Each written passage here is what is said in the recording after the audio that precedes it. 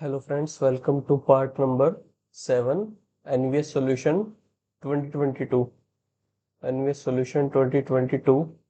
This is question number 61. A solenoid of cross-sectional area 4 into 10 raised to power minus 4 meter square. So area is given and length is 1.2 meter, consist of 50 turns per unit length. So n, small n is defined as number of turns per unit length. This is given, right? This is 50. The self inductance of solenoid is, तो self inductance निकालनी है यहाँ पे हमें। तो self inductance का जो formula होता है वो क्या होता है? Mu naught N square area into length. ठीक है, तो यहाँ पर म्यू नोट की वैल्यू रख दो। म्यू नोट की वैल्यू है 4 पाई इंटू 10⁻⁻⁷। ठीक है, एन स्क्वेयर में 50 का स्क्वेयर आ जाएगा। 50 का square, area is 4.0 into 10⁻⁻4 and length is 1.2 metre. ठीक है, तो बस अब इसको सोल्व कर लेना है। इस सोल्व करने के बाद आपका ऑप्शन नंबर बी आ जाएगा 0.48 माइक्रो पाई हेनरी। ठीक है, यहाँ पर 0.48 पाई माइक्रो हेनरी। ठीक है, तो this is solution. Now question number 62. A 1 meter long metallic rod is rotated with frequency 10 revolution per second. Frequency is 10 revolution per second। ठीक है, तो ओमेगा देखो कैसे आता है। देखो 10 रेवोल्यूशन पर सेकंड है। ठीक है, तो यहां से जो अपना ओमेगा आ जाएगा वो क्या आ जाएगा? देखो 10 रेवोल्यूशन करने में कितने एंगल डिस्प्लेस होगा? वो होगा 10 इंटू 2 पाई। ठीक है, this is total angle displacement, right? तो यहाँ पर जो ओमेगा होता है, ओमेगा क्या होता है? Theta upon T. थीटा कितना हो गया अपना? थीटा हो गया यहाँ से 2 पाई इंटू में 10 रेवोल्यूशन पर सेकेंड। मतलब 10 राउंड्स लिए ना उसने अपने जो मेटेलिक रोड है, तो वहां पर 10 इंटू 2 पाई कर दिया। और अपॉन यहाँ पर टाइम इज 1 सेकेंड। तो यहाँ से हमारा जो ओमेगा आ गया वो आ गया 2 पाई इंटू 10। दिस इज 20 पाई। तो यहाँ पर अपनी मेटेलिक रोड है इस तरह से। दिस इज रोड एंड ये रोटेट कर रही है इस तरह से, राइट? तो जो इसका ये वाला एंड है, ये वाला एंड, ये एक मेटेलिक रिंग के ऊपर रोटेट कर रहा है। इस तरह से रिंग है अपनी ये, और इसके ऊपर ये रोटेट कर रहा है। और एक्सिस एक्सिस इस एंड से पास हो रही है, इनसाइड द प्लेन और आउटसाइड द प्लेन। ठीक है, तो परपेंडिकुलर है ना, तो इनसाइड और आउटसाइड कुछ भी मान सकते हैं, मतलब परपेंडिकुलर टू दिस प्लेन है। तो यहाँ पर a constant uniform magnetic field 4 tesla exist in region parallel to axis. तो सपोज इस तरह से यहाँ पर फील्ड है, मैग्नेटिक फील्ड, ये क्रॉस से दिखा रहे हैं यानी कि इनसाइड द प्लेन। ठीक है, इस तरह से यहाँ फील्ड एग्जिस्ट करता है। तो यहाँ पर हमें ईएमएफ इंड्यूस निकालना है between the centre and ring is. Radius कितना गिवन है यहाँ पर? Length, this length is not given. हाँ, ये रही लेंथ 1 मीटर। ठीक है, दिस इज 1 मीटर। तो यहाँ मोशनल ईएमएफ डेवलप होगा। ठीक है, motional EMF developed developed due to rotation, due to rotation rotation. कितना ईएमएफ डेवलप होगा? उसका जो फॉर्मूला है वो है half B omega square L, sorry omega L square. ठीक है, दिस इज द फॉर्मूला। तो इसको आप डायरेक्टली लर्न कर लेना। ये फॉर्मूला होता है जब भी कोई ऑब्जेक्ट रोटेट कर रहा हो इन मैग्नेटिक फील्ड, तो मोशनल ईएमएफ इतना डेवलप होता है, half B omega L square. तो यहाँ से पुट कर दो वैल्यूज, तो half magnetic field is 4 tesla, omega is given 20 pi. ठीक है, और यहाँ पर एल स्क्वेयर इज 1 का स्क्वेयर। तो इसको सोल्व करने के बाद जो आपका आंसर आ जाएगा वो आ जाएगा 4 पाई वोल्ट। ठीक है, तो यहाँ पर ऑप्शन नंबर डी आ जाएगा। ठीक है, option number D is the correct option. Now question number 63। 63 में देखो अपने पास गिवन है a sinusoidal voltage of peak value 282. This is peak value, ठीक है? And frequency 50 hertz is applied to a series LCR circuit in which resistance is 8, XL is 12 ohm and XC is 6 ohm. ठीक है? Symbol have their usual meaning. The power dissipated in the circuit and the power factor are respectively. देखो power dissipated कैसे निकालेंगे, power dissipated हम ऐसे calculate करते हैं, V average, I average, और यहाँ पर कोस फाई। ठीक है, तो कोस फाई क्या होता है, cos phi is power factor, power factor. ठीक है, और यहाँ पर देखो कोस फाई को कैलकुलेट करने का जो तरीका है वो है resistance R upon Z, Z is the total impedance. और टोटल इम्पीडेंस कैसे कैलकुलेट होता है, R upon under the root, total impedance का फॉर्मूला होता है R square plus X, L का स्क्वायर या सी का स्क्वायर, कुछ भी लिख लो, क्योंकि फाइनली स्क्वायर लगता है। ठीक है, एक्सएल माइनस एक्ससी का स्क्वायर, ठीक है, या एक्ससी माइनस एक्सएल का स्क्वायर, आप किसी भी तरीके से लिख सकते हो, क्योंकि यहाँ पर स्क्वायर है तो नेगेटिव पॉजिटिव साइन अपने आप ही बाद में पॉजिटिव हो जाएंगे। तो अपना ये अब यहाँ पर वैल्यूज पुट कर देंगे, तो यहाँ पर 8, resistance is 8 under the root 8 का स्क्वायर प्लस 12.6 का स्क्वायर। ठीक है, रेजिस्टेंस इज 8, एक्स इज 6 और एक्सएल इज 12। ठीक है, अच्छा यहाँ पर 6 माइनस 12 आ जाएगा ना, हाँ 6 माइनस 12 का स्क्वायर या 12 माइनस 6 का स्क्वायर, कुछ भी लिख लो, अपना स्क्वायर होके पॉजिटिव में ही कन्वर्ट हो जाएगा वो। ठीक है, तो यहाँ पर इसको कैलकुलेशन करने के बाद जो आपका आंसर आएगा वो आएगा, देखो 8/10 आ जाएगा। ठीक है, इम्पीडेंस हमारी 10 कैलकुलेट हो जाएगी जो डिनोमिनेटर है, और यहाँ से 0.8 आ जाएगा। तो अब यहाँ से इसमें वैल्यूज पुट करनी है हमें, तो वी एवरेज, वी एवरेज क्या होता है, V naught upon root two. ठीक है, आई एवरेज क्या होता है, I naught upon root two, and cos phi, cos phi calculate कर चुके हैं, दिस इज 0.8 वी नोट। अब देखो वी नोट है, तो वी नोट हमें गिवन है 282 वोल्ट।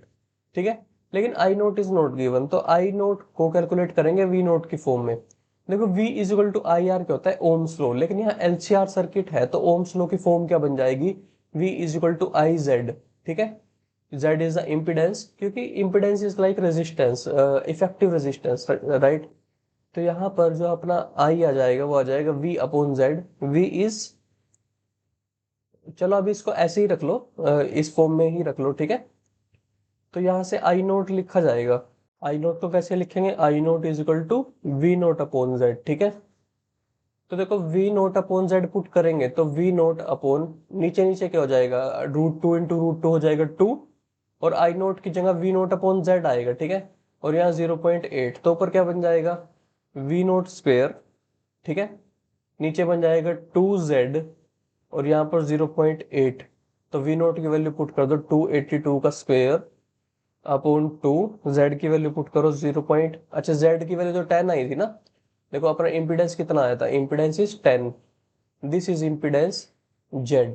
ठीक है, तो यहाँ पर 10 पुट होगा, और यहाँ पर इनटू में 0.8, तो इसको कैलकुलेशन करने के बाद जो आपका फाइनल आंसर आएगा वो आ जाएगा यहाँ से 6.4 kilo vote.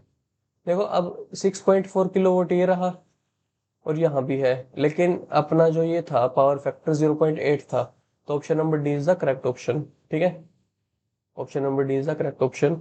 Now question number 64, देखो consider the following statement for the real images formed by spherical mirrors. देखो स्फेरिकल मिरर होते हैं जो अपने, स्फेरिकल मिरर, देखो वो दो टाइप्स के होते हैं, एक तो अपना होता है यहाँ पर कनकेव, कनकेव, और एक होता है अपना यहाँ पर कन्वेक्स, कन्वेक्स मिरर। ठीक है, दो टाइप्स के वो होते हैं। अब जो कनकेव मिरर होता है वो दो टाइप्स की इमेजेस बनाता है depending on the position of object. Concave बनाता है एक तो रियल और एक वर्चुअल। ठीक है, ये आप सबको पता है।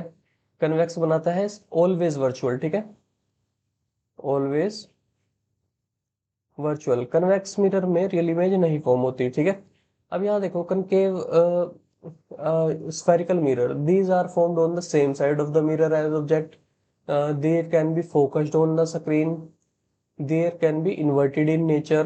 देखो रियल इमेज होती है ना जो, वो इन्वर्टेड तो होती ही है, ये हम सबको पता है। ठीक है, रियल इमेज इन्वर्टेड होती है। ठीक है, these are these can be focused on screen, और रियल इमेजेस स्क्रीन पर भी फोकस हो जाती है। ठीक है, स्क्रीन पर भी हो जाती है, तो ऑप्शन नंबर सी भी करेक्ट है, बी भी करेक्ट है। अब ए देखते हैं, these are formed on the same side of the mirror as object. हाँ, सेम साइड पर ही बनती है। देखो सपोज आप कनकेव का एग्जांपल लो, ठीक है, दिस इज कनकेव मिरर। यहाँ पर ये अपना यहाँ पे पॉलिशिंग कर रखी है। तो कनकेव मिरर में देखो ये क्या है अपना focus, and this is centre of curvature, right. तो यहाँ पर जब तक ऑब्जेक्ट अपना फोकस से पीछे रहेगा, ठीक है, तब बनती है अपनी रियल इमेज, और जब ऑब्जेक्ट फोकस के आगे आ जाता है तब बनती है वर्चुअल इमेज। ये बात याद रखनी है आपने। और जब भी रियल इमेज बनेगी, वो बनेगी इस साइड ही बनेगी, लेफ्ट हैंड साइड। देखो जैसे सपोज करो ऑब्जेक्ट है आपका, यहाँ पर ये ऑब्जेक्ट है, तो एक रेज तो पैरेलल जाएगी, फोकस से पास हो जाएगी, ठीक है, इस तरह से। और एक रेज आएगी ऐसे सेंटर ऑफ कर्वेचर से, जो कि रिफ्लेक्ट हो जाएगी एज इट इज, ठीक है। तो इमेज कहाँ बन जाएगी अपनी? इमेज बन जाएगी यहाँ पर जहां पर इंटरसेक्शन हुआ है। This is image. देखो इन्वर्टेड बनी है, यानी उल्टी बनी है इमेज।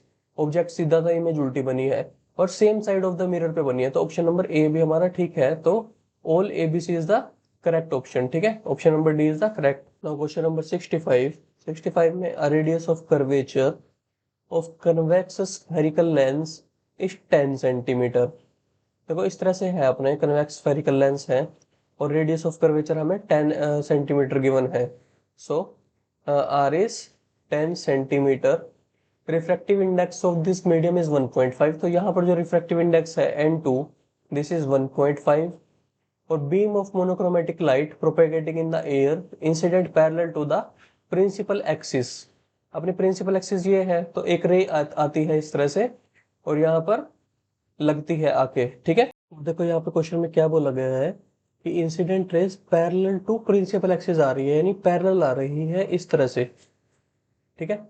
इस तरह से अपनी पैरेलल रेज आ रही है। तो पैरेलल रेज हम हमेशा कंसीडर करते हैं कि इन्फिनिटी से आती है, तो इसका मतलब हमारा ऑब्जेक्ट है जो यू है वो इन्फिनिटी पर है, ठीक है।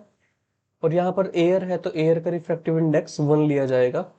तो यहाँ पर जो इमेज निकालने का फॉर्मूला है वो होता है N2 upon V minus N1 upon U, this is equal to N2 minus N1 upon R, ठीक है।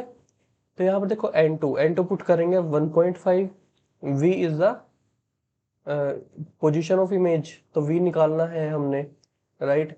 तो minus N1 is refractive index of air, ठीक है, upon U is infinity, is equal to N2 minus N1। तो यहाँ पे 0.5 आ जाएगा, 1.5 minus 1, and radius of curvature is 10 centimetre. तो अपना यहाँ से जो V आ जाएगा कैलकुलेशन के बाद, वो आ जाएगा 30 सेंटीमीटर, ठीक है। 30 centimetre is V। Now question number 66। Question number 66 में अपने पास which of the following optical devices do not use total internal reflection। तो total internal reflection compound microscope में नहीं होती, यहाँ पर सिंपल रिफ्लेक्शंस होती हैं, टोटल इंटरनल रिफ्लेक्शन नहीं होती। बाकी सब में टोटल इंटरनल रिफ्लेक्शन होती है, ठीक है। Now question number 67। Which of the following phenomenon can be explained using corpuscular model of light। देखो जो corpuscular model of light था, वो दिया था अपना सर आइजैक न्यूटन ने, ठीक है, सर आइजैक न्यूटन ने। और यहाँ पर जो लाइट को कंसीडर किया गया था वो पार्टिकल की तरह कंसीडर किया था, ठीक है। मैं लिख देता हूँ यहाँ पे, लाइट कंसीडर्ड एज पार्टिकल, ठीक है। और पार्टिकल लाइट ने सिर्फ रिफ्रैक्शन और रिफ्लेक्शन को वहां पर एक्सप्लेन किया था। Explains only only reflection and refraction. Refraction जो बाकी फिनोमिनन है, डाइफ्रैक्शन, इंटरफेरेंस और पोलराइजेशन, वो एक्सप्लेन नहीं कर पाई थी, ठीक है। तो इसलिए यहाँ पर option number C is the correct option. ये थोड़ा मेमोरी बेस्ड क्वेश्चन था। Now question number 68। 68 में देखो ऑब्जेक्टिव लेंस है, उसकी फोकल लेंथ कितनी है यहाँ पर 15, टेलीस्कोप का लेंस है, ठीक है। और अपना यहाँ पर मैग्निफिकेशन निकालनी है अगर आई पीस की फोकल लेंथ 1 सेंटीमीटर है। तो देखो जो मैग्निफिकेशन होती है in case of telescope, this is equal to F naught upon F E, ठीक है। F naught is focal length of अपना किसका, ऑब्जेक्टिव लेंस का, और एफ ई किसका है, फोकल लेंथ आई पीस का। तो एफ नोट रखेंगे पहले, दिस इज 15 मीटर, और यहाँ पर एफ ई इज 1 सेंटीमीटर, तो इसको भी मीटर में कन्वर्ट करना पड़ेगा। तो यहाँ 1 सेंटीमीटर इज 10⁻⁻² मीटर होता है। तो यहाँ से मैग्निफिकेशन आ जाएगी अपनी 1500, ठीक है। तो option number A is the correct option. अच्छा, ऑप्शन नंबर बी करेक्ट है। अच्छा हाँ, यहाँ पे माइनस साइन भी होता है, ठीक है। Minus F naught upon F ही होता है अपना जो मैग्निफिकेशन होता है इन केस ऑफ टेलीस्कोप, तो -1500 आ जाएगा। Option number B is the correct option, ठीक है। Question number 69, in a single slit diffraction pattern experiment a parallel monochromatic beam of light, lambda दिया हुआ है 600 nanometre, is incident normally on the slit. Resultant pattern is seen on the screen placed perpendicular in the direction of incident beam. What is the path difference between the rays coming from two edges of the slit at the first minimum of diffraction pattern? तो देखो lambda is given 600 nanometre, ठीक है। तो path difference कैसे निकालते हैं यहाँ पर, जो मिनिमा की कंडीशन लगानी पड़ेगी यहाँ पे हमारा, क्योंकि फर्स्ट मिनिमम बोला है। तो मिनिमा के लिए डायफ्रैक्शन के केस में जो पाथ डिफरेंस होता है वो होता है D sine theta equal to N lambda, ठीक है। ये मिनिमा की कंडीशन होती है। और मैक्सिमा की कंडीशन क्या होती है, वो होती है D sine theta is equal to N plus half lambda, ठीक है। This is condition of maxima, right. तो अपना यहाँ पर आपको निकालना है फर्स्ट मिनिमम। तो रख दो यहाँ पर, वैल्यूज रख दो बस, ठीक है। तो यहाँ पर डी साइन, अब देखो थीटा कितना लेंगे, परपेंडिकुलर है अपना incident normally on the screen, normally on the slit. Normally का मतलब होता है 90 डिग्री। तो 90 is equal to N, N यहाँ पर 1 लेंगे क्योंकि फर्स्ट मिनिमम है। और यहाँ पर लैम्डा इज 600 नैनोमीटर, ठीक है, 600 नैनोमीटर। तो अपना देखो साइन 90 भी 1 होता है, ठीक है। तो यहाँ से आ गया अपना डी इज 600 नैनोमीटर, ठीक है। तो अपना यहाँ पर जो वैल्यू आ गई वो आ गई 600 नैनोमीटर, ठीक है। मतलब देखो पाथ डिफरेंस होता है वो डी साइन थीटा होता है, ठीक है। तो डी साइन थीटा की वैल्यू निकली है 600 नैनोमीटर। वो कोइंसिडेंस की बात है कि साइन थीटा भी 1 हो गया तो डी की वैल्यू भी 600 नैनोमीटर आ गई। अगर यहाँ पे आपसे स्मॉल डी की वैल्यू पूछा है इस क्वेश्चन में, तो वो भी 600 नैनोमीटर ही होता आंसर, और पाथ डिफरेंस का आंसर भी 600 नैनोमीटर ही है।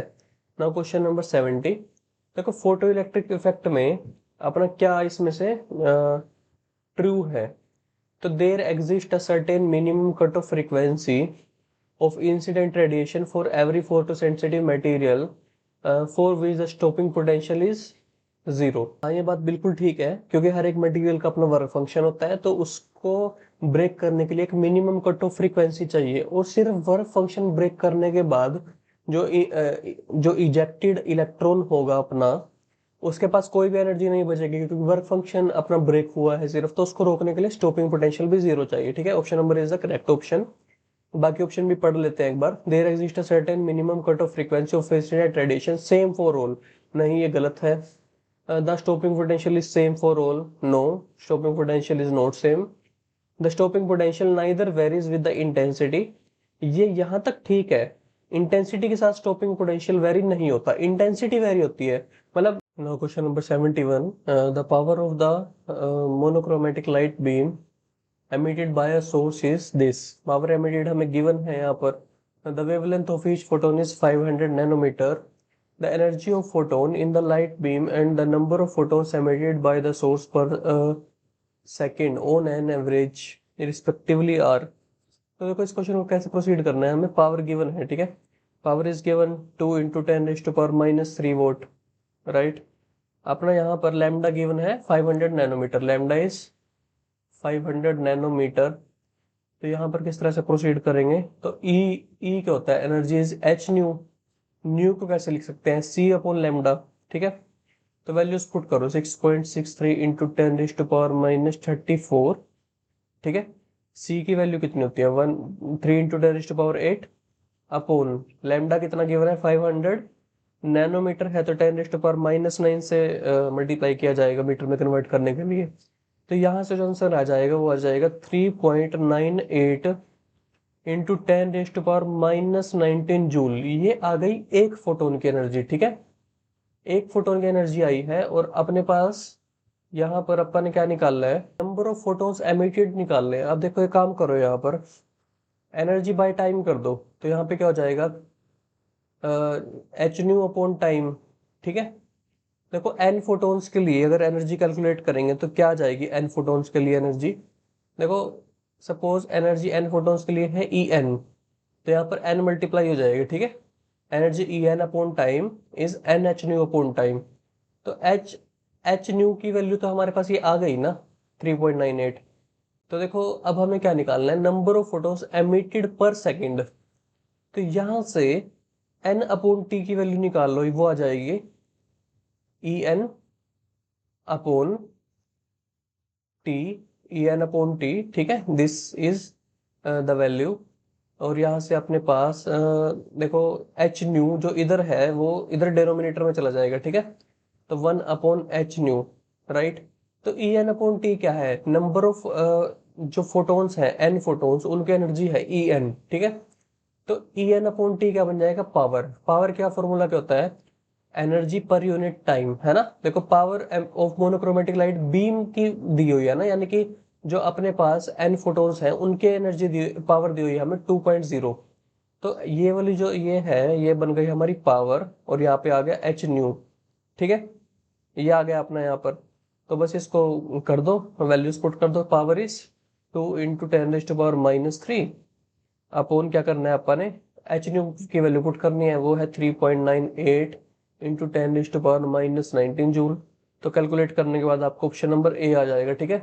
Option number A will be the correct option. Question number 72 में a particle X and the nucleon are travelling along a straight line. The nucleon is moving 3 time fast as the particle X. देखो जो particle x है उसकी velocity suppose we है, तो ए की velocity कितनी हो गई अपनी, ए को दूसरा पार्टिकल ले लो, ठीक है। Particle X and nucleon, nucleon को ए मान लो, ठीक है। न्यूक्लियन को हम ए मान रहे हैं, तो उसकी वेलोसिटी कितनी हो गई अपनी, 3 टाइम्स है, तो यानी 3v मान ली हमने, ठीक है। तो देखो लैम्डा क्या होता है, लैम्डा होता है अपने पास एच अपॉन पी होता है ना। देखो डी ब्रोगली वेवलेंथ की रेशियो निकालनी है ना, तो डी ब्रोगली वेवलेंथ क्या होती है, एच अपॉन पी, ठीक है। तो एच अपॉन एम वी, है ना, एच अपॉन एम वी। तो यही फॉर्मूला लगा देंगे यहाँ पर। देखो रेशियो निकालनी है लैम्डा एक्स पार्टिकल की अपॉन लैम्डा ए पार्टिकल की। तो H upon M A V A upon H upon, अच्छा यहाँ पर एक्स आएगा ना ऊपर, तो एक्स है अपना एक्स, ठीक है। इसको ब्लू कलर से लिख देता हूँ ताकि आपको थोड़ा क्लैरिटी आए। नीचे क्या है अपना लैम्डा ए, ठीक है। तो यहाँ पर एच अपॉन एम ए और यहाँ पर वी ए, ठीक है। बस इतनी सी बात करनी है यहाँ पे, इतनी ये वैल्यूज के अकॉर्डिंग बस आंसर निकाल लेना है। तो यहाँ पे आ जाएगा अपना एम एक्स वी एक्स, अच्छा ये तो नीचे चला जाएगा ना, तो एम ए वी ए आएगा ऊपर, और नीचे आ जाएगा एम एक्स वी एक्स, ठीक है।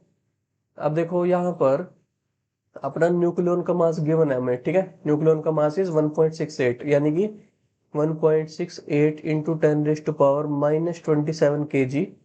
We A velocity of A is 3v upon M X हमें फाइंड आउट करना है, velocity of X is we.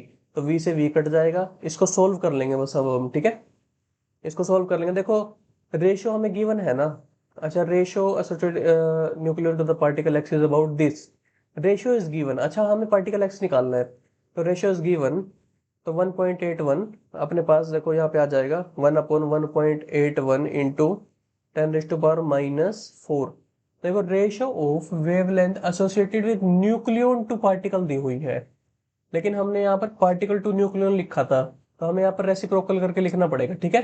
ये बात याद रखनी है, मतलब ध्यान से पुट करनी होती है वैल्यूज, ठीक है। अपने पास यहाँ पर ये वैल्यूज आ गई जो ऊपर है, बस इसको यहाँ से कैलकुलेट कर लेंगे तो हमारे पास एम एक्स आ जाएगा। तो आंसर जो एम एक्स आएगा वो आएगा आपके पास यहाँ पर 9 × 9.1 × 10⁻⁻31 kg आएगा आपका यहाँ पे एम एक्स। अब यहाँ पर एक बात नोट करने की ये है कि आंसर सी गिवन है, देखो अब बीटा पार्टिकल, और आप सबको पता है कि 9.1 × 10⁻⁻31 kg किसका मास होता है। लेकिन देखो इलेक्ट्रॉन और पॉजिट्रॉन में सिर्फ चार्ज का फर्क होता है, इन दोनों का मास सेम होता है। इसका भी 9.1 इंटू 10⁻⁻31 है, इसका भी 9.1 10⁻⁻31 है, ठीक है। इलेक्ट्रॉन को ई माइनस से रिप्रेजेंट करते हैं, पॉजिट्रॉन को ई प्लस से रिप्रेजेंट करते हैं। और अगर कलेक्टिवली इन दोनों को एक नाम देना हो तो इसको बोलते हैं हम बीटा पार्टिकल, ठीक है। बीटा पार्टिकल इलेक्ट्रॉन भी होता है और पॉजिट्रॉन भी होता है, दोनों को हम बीटा पार्टिकल बोलते हैं, राइट। तो इसका जो अप्रोप्रिएट आंसर है वो हम बीटा पार्टिकल चूज करेंगे क्योंकि उसमें दोनों आ जाएंगे, ठीक है। तो option number C is the correct option.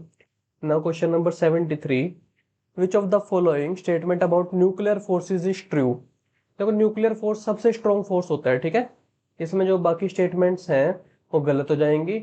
और देखो ये गलत है, दीज आर स्ट्रोंगर देन, ठीक है। न्यूक्लियर फोर्स सबसे स्ट्रॉन्ग फोर्स है और these forces inverse inverse square law नहीं फॉलो करता क्योंकि ग्रेविटेशन लॉ ग्रेविटेशनल फोर्स करता है ना इनवर्स स्क्वायर लॉ तो फॉलो। और they depend on electric charges पर भी डिपेंड नहीं करता है, न्यूट्रॉन न्यूट्रॉन के बीच में भी हो सकता है। ये ऑप्शन नंबर सी करेक्ट है, ठीक है। एक डिस्टेंस के बाद between two nucleus falls to zero as their distance is more than a few femtometre, ठीक है। मतलब एक डिस्टेंस के बाद ये अपना जीरो की तरफ फॉल कर जाते हैं, ठीक है। यानी कि कुछ ही डिस्टेंस तक रहता है न्यूक्लियर फोर्स न्यूक्लियस के अंदर। तो न्यूक्लियस के अंदर से जब बाहर निकल जाएंगे, डिस्टेंस बढ़ाते रहेंगे, तो न्यूक्लियर फोर्स वहां पर जीरो की तरफ मूव कर जाएगा, ठीक है। तो answer number C is the correct option. Question number 74 में देखो अपना यहाँ पर which of the following statement is true, probability of a particle. देखो probability of particle square of amplitude से रिप्रेजेंट होता है, ठीक है। प्रोबेबिलिटी ऑफ पार्टिकल कैसे लिखते हैं हम, ये होता है मोड साई का स्क्वायर, ठीक है। तो Sai is a wave function और वेव फंक्शन को जब लिखते हैं तो उसी में ही एम्पलीट्यूड प्रेजेंट होता है वहां पर, ठीक है। तो अपना वो एम्पलीट्यूड का स्क्वायर ही हो गया probability, the square of amplitude of the matter wave associated with the particle at a point determine the probability density at a point, ठीक है। तो एम्पलीट्यूड के स्क्वायर के बराबर है वो, ठीक है। तो 74 का यहाँ पर बी ऑप्शन करेक्ट है। नाउ क्वेश्चन नंबर 75, देखो बीटा डीके बताना है हमने कि कौन सी रिएक्शन रिप्रेजेंट करता है। देखो बीटा डीके क्या होता है, अगर बीटा पॉजिटिव डीके की बात करें तो होता है प्रोटॉन चेंज होता है एक न्यूट्रॉन में, ठीक है। एमिट करता है एक पॉजिट्रॉन पार्टिकल, साथ में एक करता है न्यूट्रिनो, ठीक है। और यहाँ पर जो बीटा नेगेटिव पार्टिकल होता है, बीटा नेगेटिव पार्टिकल क्या करता है, मतलब बीटा नेगेटिव डीके क्या होता है, ठीक है। दिस इज डीके एंड यहाँ पर बीटा पॉजिटिव डीके लिख रहे हैं। यहाँ पर अपने पास जो न्यूट्रॉन होता है वो चेंज होता है अपना यहाँ पर प्रोटॉन में, एमिट करता है एक इलेक्ट्रॉन और साथ में यहाँ पर क्या एमिट करता है, इलेक्ट्रॉन एंटी न्यूट्रिनो, और यहाँ पर न्यूट्रिनो होता है, ठीक है, और यहाँ पर एंटी न्यूट्रिनो होता है। तो बस ये है, अब अपने को चेक करना है कि कौन सी रिएक्शन है। देखो अब यहाँ पर जो बीटा डीके को रिप्रेजेंट करना है ना, देखो अगर बीटा नेगेटिव डीके में हम बात करें, न्यूट्रॉन चेंज हो गया प्रोटॉन में, ठीक है। तो सपोज अगर एक न्यूक्लियस है, न्यूक्लियस ये सपोज करो यहाँ पर है अपने पास एक्स न्यूक्लियस जिसका एटॉमिक नंबर जेड है और मास नंबर ए है, ठीक है। तो न्यूट्रॉन न्यूट्रॉन चेंज हुआ प्रोटॉन में, ठीक है। तो मास नंबर तो उतना का उतना ही रहा, मास नंबर तो उतना का उतना ही रहा, लेकिन एक इलेक्ट्रॉन इंक्रीज हो जाएगा। इलेक्ट्रॉन इंक्रीज होने की वजह से यहाँ जाएगा Z+1, एटॉमिक नंबर बढ़ गया। और जो ये अपना है इलेक्ट्रॉन न्यूट्रिनो, इसको हम लिख देंगे एज इट इज यहाँ पर साइड में। और देखो इलेक्ट्रॉन को कैसे रिप्रेजेंट करेंगे, इलेक्ट्रॉन का मास क्या कंसीडर करते हैं, 0। इलेक्ट्रॉन का जो एटॉमिक नंबर रिप्रेजेंटेशन होता है वो -1 से रिप्रेजेंट करते हैं यहाँ पर, ठीक है। तो अब देखो इसको वेरीफाई करने का तरीका क्या है कि देखो इधर Z है तो इधर भी इफेक्टिव Z होना चाहिए, तो यहाँ पर Z+1 -1 तो Z ही आ जाएगा, ठीक है। ऊपर A है तो इधर भी A होना चाहिए, तो A+0 इज A, ठीक है।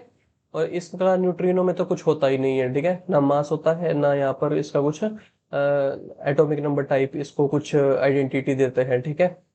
तो अपना यहाँ पर ये रिप्रेजेंटेशन इस तरह से होगी इसमें। तो ठीक है, ये हो गया अपना बीटा नेगेटिव डीके। और बीटा पॉजिटिव डीके में क्या होगा, सपोज एक न्यूक्लियस है एक्स जिसका एटॉमिक नंबर जेड और ए है, तो ये चेंज हो गया प्रोटॉन न्यूट्रॉन में। तो न्यूट्रॉन में चेंज हो गया तो मास में तो कोई फर्क नहीं आएगा क्योंकि प्रोटॉन न्यूट्रॉन से ही मास बनता है, ठीक है। लेकिन यहाँ पर अपना एक ये बन गया, दिस इज पॉजिट्रॉन, ठीक है, पॉजिट्रॉन बन गया।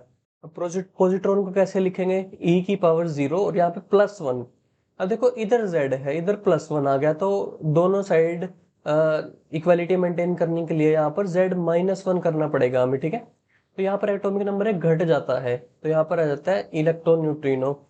ठीक है, तो अपना यहाँ पर अब तो देखो ये न्यूट्रिनो है, ये एंटी न्यूट्रिनो है, राइट। तो अपने यहाँ पर रिएक्शन आइडेंटिफाई करनी है। देखो 54 यहाँ पर चेंज हो रहा है, किस में चेंज हो रहा है, 53 में, मतलब कम हो गया, तो कम हो गया तो ये वाली रिएक्शन बीटा डी को रिप्रेजेंट कर रही है, ये वाली रिएक्शन। और यहाँ पर देखो इधर है इलेक्ट्रॉन, तो इधर तो हो ही नहीं सकता ना लेफ्ट हैंड साइड में, तो ये तो गलत हो गई ना, ऑप्शन नंबर बी 6। अच्छा इधर भी यहाँ पर है लेफ्ट हैंड साइड में, तो ये भी गलत है। अब यहाँ पर 15 चेंज हुआ है 16 में, और यहाँ पर आया है एक e की पावर 0 और -5। अच्छा जी, ये यहाँ पर गलत लिखा हुआ है, -5 नहीं आएगा, -1 आएगा यहाँ पर, ठीक है। यहाँ पे करेक्ट कर लो, -1 आ जाएगा, ठीक है। तो ये ऑप्शन करेक्ट हो जाएगा। देखो ये वाली जो रिएक्शन है वो मैच कर गई बीटा नेगेटिव डीके के साथ, इसके साथ, ठीक है। और ये वाली रिएक्शन तो बीटा डीके है ही नहीं, ठीक है। तो ये है अपना option number C correct option हो जाएगा। Now question number 76। देखो इसमें क्या है, न्यूक्लियर फिजन पावर रिएक्टर है अपना, 20% एफिशिएंसी के साथ ऑपरेट कर रहा है, ठीक है, 20% एफिशिएंसी के साथ। और इसमें आउटपुट पावर इतनी निकल रही है, mass lost per unit gram of uranium fuel in the fission process is this. मतलब mass lost per unit gram ये है, how much uranium is needed per hour. देखो पावर इज गिवन 200 मेगावाट, ठीक है। तो पावर क्या होता है, एनर्जी अपॉन टाइम होता है। तो ये आ गया अपना 2 × 10⁸ मेगा से 10⁻6 आ गई, और 2 पावर यहां से आ गई, ठीक है। 10⁸ लिख दिया इसको। अब देखो एनर्जी कैसे क्या निकल जाएगी यहाँ पर, 2 × 10⁸, ठीक है। देखो पर आवर पूछा गया है, तो 1 घंटे की एनर्जी निकाल लेते हैं, तो घंटे के लिए यहाँ पर 16 × 60 से मल्टीप्लाई कर देंगे, ठीक है, 1 आवर के लिए। अगर सेकंड्स में कन्वर्ट करेंगे तो अपने यहाँ से एनर्जी निकल आएगी 1 आवर में, दिस इज 72 × 10⁻10 जूल आ गई एनर्जी, ठीक है। अब देखो मास, मास क्या है यहाँ पर, mass lost per unit gram of uranium fuel in the fission is 0.8। तो देखो मास लॉस्ट 0.8 है मिलीग्राम, तो ये कितना है, 8 × 10⁻⁻⁴ kg।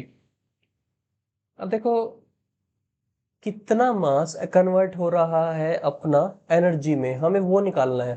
देखो कितना मास कन्वर्ट हो रहा है एनर्जी में, एनर्जी हमने निकाल ली, एनर्जी इज दिस।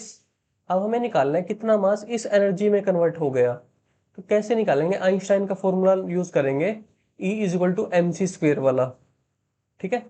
अब देखो मास, मास कौन सा लेंगे हम, मास लेना है हमें यहाँ पे। देखो टोटल मास m है, ठीक है, टोटल मास m है, m ग्राम्स, ठीक है। और मास लॉस्ट पर यूनिट ग्राम कितना है, 0.8। तो टोटल मास m ग्राम में से कितना लॉस्ट होगा, मल्टीप्लाइड बाई 0.8 कर देंगे। देखो 1 ग्राम में से 0.8 जा रहा है मास, तो m ग्राम में से कितना जाएगा, 0.8 इंटू m ही तो जाएगा, इतना मास लॉस्ट हो रहा है अपना यहाँ पर, ठीक है, एनर्जी बनाने में। और देखो 20% एफिशिएंसी के साथ पावर रिएक्टर काम कर रहा है, तो इसको यहाँ पर 20/100 भी करना पड़ेगा, क्योंकि इतना परसेंट एनर्जी में कन्वर्ट होगा ना, क्योंकि 20% एफिशिएंसी के साथ काम कर रहा है, 80% तो एनर्जी में कन्वर्ट हो ही नहीं रहा, तो वो तो वेस्टेज है सिर्फ। तो ये मास है अपना जो एनर्जी में कन्वर्ट हो रहा है। अब इसको मल्टीप्लाई करेंगे c² से, = एनर्जी E, ठीक है, यहां से लिख दिया हमने। अब देखो यहां से एनर्जी की वैल्यू पुट कर दो, 72 × 10⁻10, c² की वैल्यू पुट हो जाएगी, m रह जाएगा बस अननोन इस इक्वेशन में। तो यहाँ से m कैलकुलेट हो जाएगा सारी वैल्यूज पुट करके, तो आंसर आ जाएगा 50 ग्राम, ठीक है। तो ये थोड़ा सा समझने वाला क्वेश्चन था कि इसमें निकालना क्या है, ठीक है। करंट वेरी होता है इंटेंसिटी के साथ, ठीक है, जो इंटेंसिटी के साथ होता है वेरी होता है करंट, और जो अपना फ्रीक्वेंसी होती है, फ्रीक्वेंसी, फ्रीक्वेंसी के साथ जो वेरिएशन आता है वो आता है स्टॉपिंग पोटेंशियल का, ठीक है।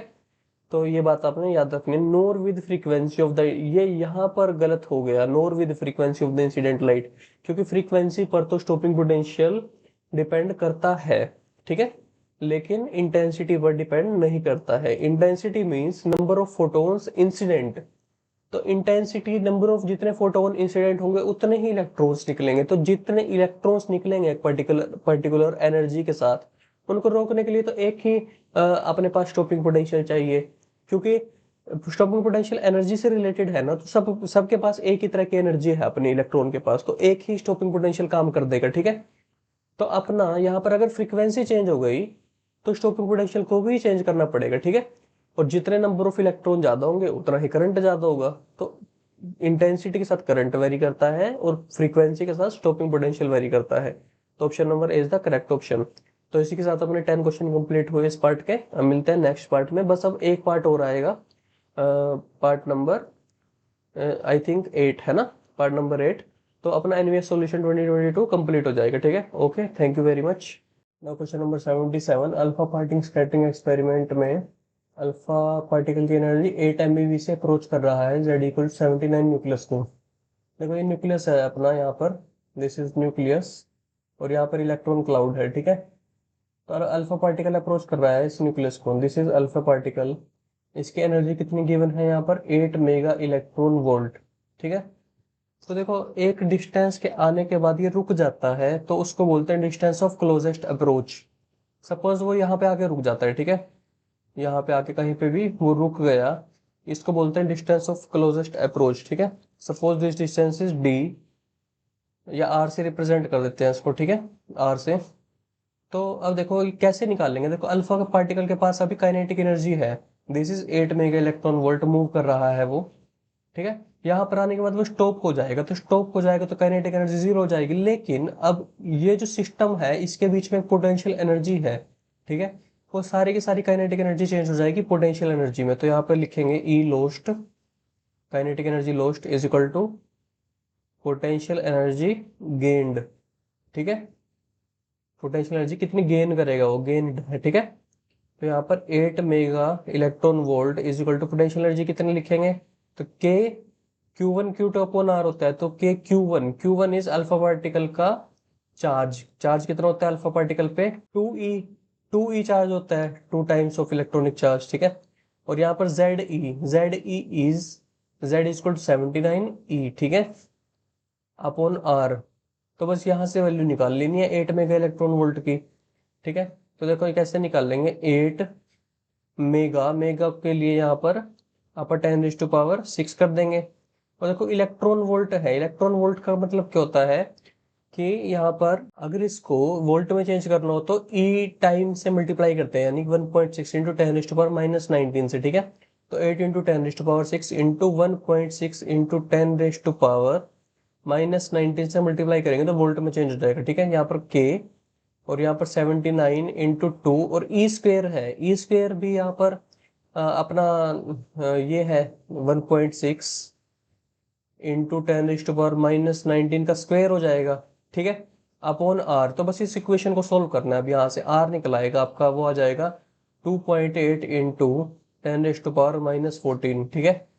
Answer number 10⁻⁻14 centimetre. अच्छा देखो ये जो आर निकला है मीटर में निकला है, ऐसा यूनिट में, ठीक है। तो जब इसको सेंटीमीटर में चेंज करेंगे तो 10⁻2 से मल्टीप्लाई कर देंगे तो अपना ये आ जाएगा आंसर 10⁻⁻12 वाला, ठीक है। Answer number C is the correct option. 78, देखो यहाँ पर जो हमारा ट्रांजिस्टर होता है, ट्रांजिस्टर में 3 अपने एरियाज होते हैं, this is collector, emitter and base, ठीक है। कलेक्टर, बेस और एमीटर। देखो सबसे बड़ा होता है यहाँ पर अपना कलेक्टर, ठीक है, और जो उससे थोड़ा छोटा होता है वो होता है एमीटर, और जो सबसे छोटा होता है वो होता है बेस, ठीक है। The emitter region is the thinner than base region, no this is wrong. The collector region is the largest, this is right. The base region is heavily doped. Emitter is moderately doped and collector is lightly doped, no this is wrong. Emitter is heavily doped, ठीक है। Ammeter की doping सबसे ज्यादा होती है।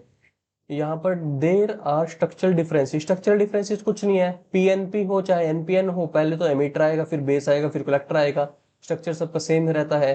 तो option number B will be the correct option for this, क्योंकि collector region सबसे बड़ा रीजन होता है, तो इसलिए करेक्ट ऑप्शन है, राइट।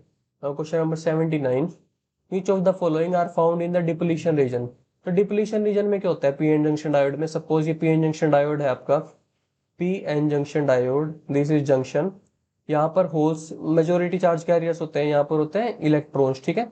और यहाँ पर एक डिप्लीशन लेयर बनती है इस तरह से, ठीक है। यहाँ पर होते हैं इमोबाइल नेगेटिव चार्ज आयंस, ठीक है। इस तरह से यहाँ होते हैं पॉजिटिव। तो वही बताना है कि यहाँ पर क्या है। तो डी ऑप्शन करेक्ट है, नाइदर होल और नोर इलेक्ट्रॉन। यहाँ पर होल और इलेक्ट्रॉन नहीं होते, यहाँ पर इमोबाइल आयंस प्रेजेंट होते हैं, ठीक है। इमोबाइल, ये मूव नहीं कर सकते, ठीक है। इमोबाइल आयन प्रेजेंट, ये आयंस है यहाँ पर। अब now question number 80। Question number 80 में देखो, ये है अपने पास जो ये वाला सर्किट होता है ना, देखो ये होता है फुल वेव रेक्टिफायर सर्किट, ठीक है।